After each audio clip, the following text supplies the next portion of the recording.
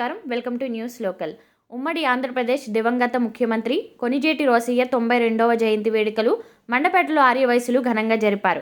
ఈ సందర్భంగా స్థానిక మయూరి వృద్ధాశ్రమంలో వృద్ధులందరికీ మండపేట మండల ఆర్యవైశ్య సంఘం ఆధ్వర్యంలో అన్నదాన కార్యక్రమం నిర్వహించారు.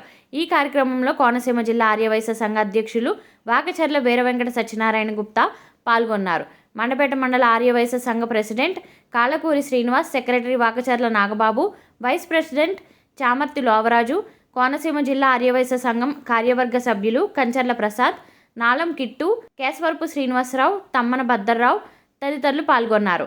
అనంతరం వారు మాట్లాడుతూ 4 సార్లు ఎమ్మెల్సీగా, 2 సార్లు పీసీసీ అధ్యక్షునిగా, ఆంధ్రప్రదేశ్ ముఖ్యమంత్రిగా, తమిళనాడు రాష్ట్ర గవర్నర్గా ప్రజలకు సేవలందించారన్నారు.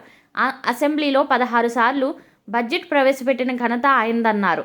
ఆర్యవైశ్య సంఘం రాష్ట్ర అధ్యక్షునిగా తమ సామాజిక వర్గ అభ్యున్నతికి అహర్నిశలు కృషి చేశారన్నారు.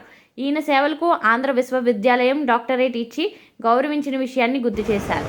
ఆయన అడుగుజాడల్లో పయనిస్తామని అన్నారు.